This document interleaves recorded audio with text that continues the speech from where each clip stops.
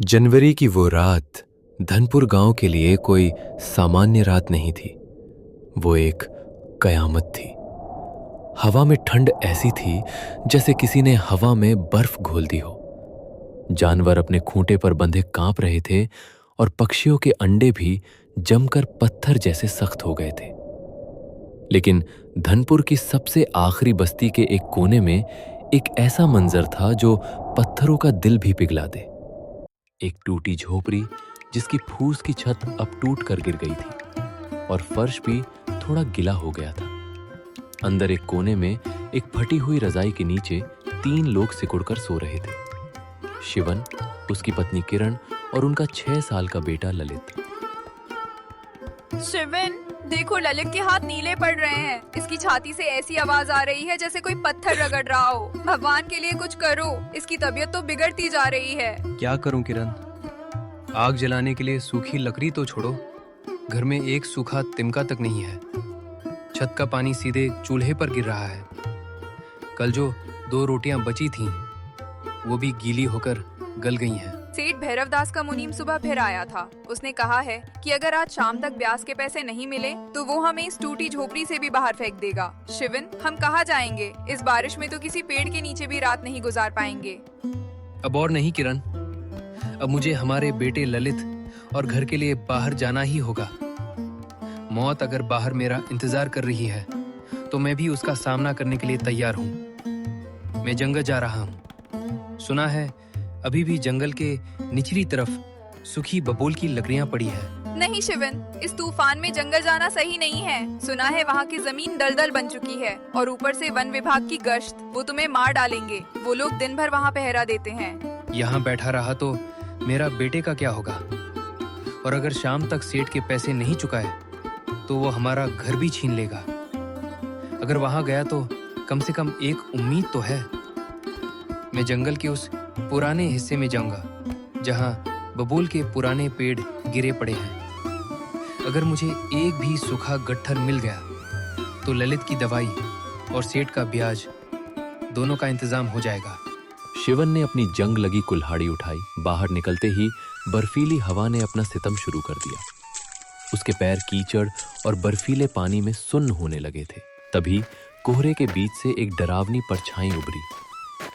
अरे शिवा, तू इतनी ठंड और बारिश में कहाँ जा रहा है?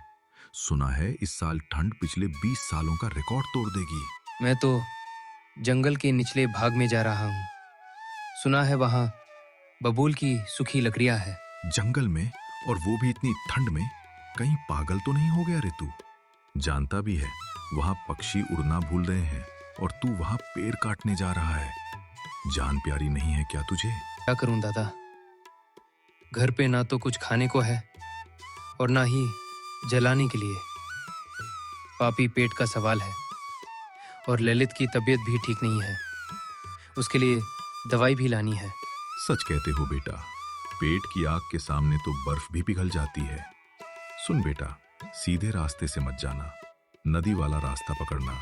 रास्ता लंबा है, पथरीला है, लेकिन वहां की मिट्टी में कीचड़ नहीं बनेगा। राणा को तो तुम जानते ही हो, अगर उसके हाथ लग गए तो बचना मुश्किल हो जाएगा। ध्यान से जाना। ऐसा कहकर दोनों अपने अपने रास्ते चल पड़े। शिवन नदी के किनारे किनारे चलने लगा। चट्टानें इतनी चिकनी थीं कि हर कदम पर मौत का डर था। है भगवान, यहाँ मिट्टी में इतनी फिसलन है तो जंगल का रास्ता तो बिल्कुल दलदल बन गया होगा। लेकिन कुछ भी जाए, आज तो लकड़ी लेके जाना ही होगा। तभी उसे पीछे से एक साइकिल की घंटी सुनाई दी।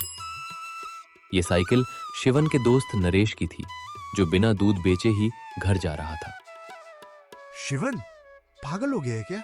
इतनी ठंड में कहाँ जा रहा है? नरेश भाई, मजबूरी इंसान को पागल ही बना देती है। भाई, मैं खुद खाली हाथ घर जा रहा हूँ। दिन भर में सिर्फ 10 रुपए कमाए। ये रख ले, अगर तुझे सूखी लकड़ी मिल जाए तो शहर में इसके बहुत अच्छे दाम मिलेंगे। मेरी जान पहचान में एक व्यापारी है, शाम को लकड़ी लेके मुझे नाके पर मिलना। शिवन ने वो 10 रुपए लिए और जंगल के रास्ते चल पड़ा। शिवन जंगल के भीतर पहुंच चुका था। यहां सन्नाटा और भी भयानक था। अचानक उसे एक पुराने बबूल का पेड़ दिखाई दिया। वो एक ढलान पर गिरा हुआ था। शिवन की आंखों में चमक आ गई। वो जैसे ही ढलान की ओर बढ़ा, शिवन का पैर एक गहरी दरार में फंस गया था और ऊपर से गीली मिट्टी खिसकने लगी थी। उसकी कुल्हाड़ी दूर जा गिरी थी। वो जितना निकलने की कोशिश करता, उसका पैर और गहरा धंसता जाता। अरे कोई बचाओ, आज तो मर गया। अरे कोई बचाओ। मुझे माफ कर देना ललित, मैं तेरे लिए आग और दवाई नहीं ला पाया। अरे कौन है वहाँ? हिम्मत मत हारना भाई, अपना हाथ दो। सुरेन, जो पास की बस्ती का एक लकड़हारा था, अपनी जान जोखिम में डालकर ढलान पर उतरा। उसने शिवन को पकड़कर बाहर खींच लिया। तुम पागल हो क्या? इस ढलान पर अकेले आए थे? अगर मैं नहीं आता तो सुबह तक तुम मिट्टी के नीचे दब जाते। घर में बच्चा बीमार है सुरेन, और चूल्हा भी ठंडा पड़ा है। मुझे लकड़ी चाहिए। देख भाई, मुझे एक बबूल का सूखा पेड़ मिला है, क्यों ना इसे मिलकर काट लें और फिर आधा आधा बांट लेंगे। लगातार 2 घंटे तक उस पेड़ को काटा। इसके बाद दोनों ने मिलकर बड़ी मुश्किल से लकड़ी के 2 बड़े गट्ठर तैयार किए। लेकिन जैसे ही वे जंगल से बाहर निकलने वाले थे, अचानक झाड़ियों में हलचल हुई। रुक जाओ, लकड़ी नीचे रखो। किसकी इजाजत से काटी है ये? अब बचना मुश्किल है। शिवन वो भागा नहीं। उसने लकड़ी नीचे रखी और धीरे से हाथ जोड़ लिए। माफ कर दीजिए साहब, गलती हो गई। हालात ने मजबूर कर दिया। आगे से कभी जंगल की लकड़ी नहीं छुएंगे। हम जानते हैं ये जुर्म है, लेकिन घर में बच्चे ठंड से कांप रहे हैं। हमें सजा मत दीजिए। राणा कुछ देर तक चुप रहा।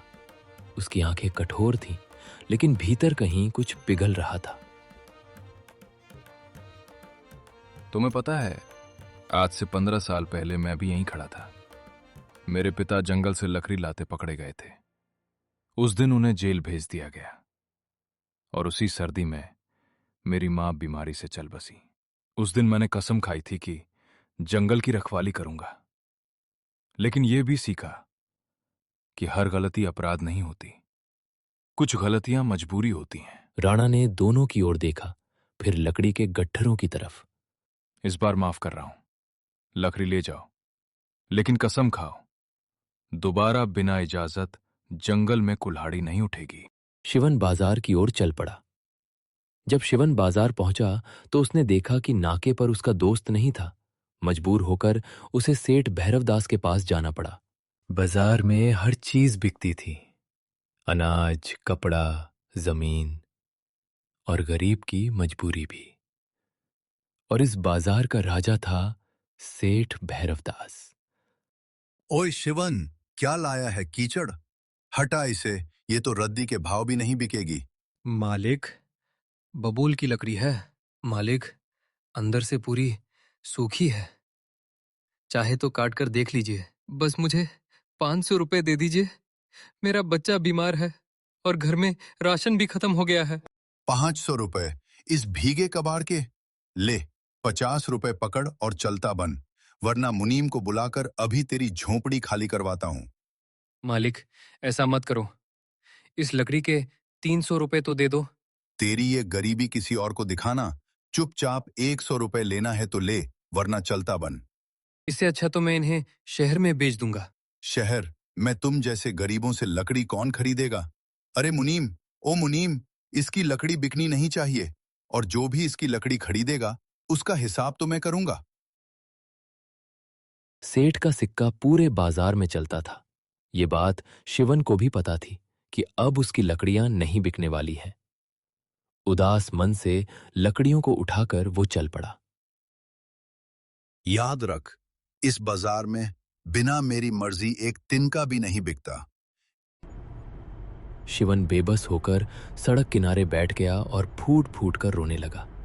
तभी एक काली शानदार कार उसके पास रुकी। से एक बूढ़ा शालीन आदमी बाहर निकला। फटे हुए कपड़े और उसके जख्मी पैरों को देखा। बेटा, क्या हुआ? और ये लकड़ी, क्या ये बबूल है? जी साहब, पर सेठ कहता है ये कचरा है।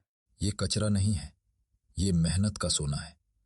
मुझे अपने रिजॉर्ट के लिए असली बबूल की जरूरत है। मैं तुम्हें इसके 2000 रुपए दूंगा और ये 500 रुपए अलग से तुम्हारी दवा के लिए। शिवन की आंखों में आंसू थे, पर इस बार वे खुशी के थे। पैसे लेकर सबसे पहले वो दवाई लेने गया। हाँ भाई, क्या हुआ? मेरा बेटा 6 साल का है। खन से उसकी सांस भारी हो रही है, हाथ नीले पड़ गए हैं। 3 दिन से साहब। ये न्यूमोनिया की शुरुआत हो सकती है। अगर आज दवाई और आग की गर्मी नहीं मिली तो हालत बिगड़ सकती है। साहब, वो बच तो जाएगा ना? अगर पिता की हिम्मत साथ दे तो बच्चा भी लड़ ही लेता है। कितने रुपए हुए? 140 रुपए हुए। फिर सेठ के पास गया और बोला, लो सेठ जी, ये रहे आपके ब्याज के पैसे। और आज के बाद मेरी झोपड़ी की तरफ आंख उठाकर भी मत देखना। क्या रे, किसकी जेब काट के आया है? मैंने किसी की जेब नहीं काटी है, ये मेरी मेहनत के पैसे हैं। ऐसा कहकर वो घर की तरफ चल पड़ा। जब शिवन घर पहुंचा तो देखा बाहर उसकी पत्नी उसका इंतजार कर रही थी। उसके हाथों में राशन को देखकर वो बहुत खुश हुई। आपने कर दिखाया, आखिरकार भगवान ने हमारी सुन ली। चलिए आग जलाते हैं। उसने झोपड़ी के बीचों बीच आग जलाई।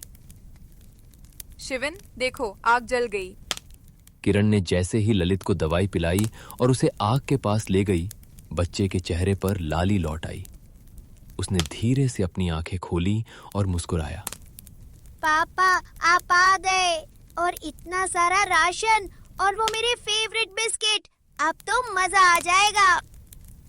ये सिर्फ लकड़ी की आग नहीं है किरण, ये हमारी हिम्मत की आग है। जब तक ये भीतर जलती रहेगी, बाहर का कोई कोहरा हमारा रास्ता नहीं रोक पाएगा। वहीं शिवन ने प्लास्टिक की नई चादर से छत को ढका। उस रात बारिश फिर हुई, लेकिन इस बार शिवन की झोपड़ी में डर नहीं था। आग जल रही थी, धीरे धीरे, बिना शोर किए, ठीक वैसे ही जैसे किसी टूटे इंसान के अंदर हिम्मत जलती है। इतने दिनों बाद घर में गर्मी महसूस हो रही है शिवन। ललित आग के पास बैठा था। उसके होठों पर रंग लौट आया था, आंखों में फिर से बचपन चमक रहा था। पापा, कल स्कूल जाऊंगा ना? हाँ बेटा, अब रोज जाओगे। अगर आज मैं डर गया होता तो ये आग कभी नहीं जलती। शायद कोहरा जिंदगी से कभी पूरी तरह नहीं जाता, लेकिन जब इंसान हार मानने से मना कर दे तो अंधेरा भी रास्ता छोड़ देता है। धीरे धीरे रात ढलने लगी।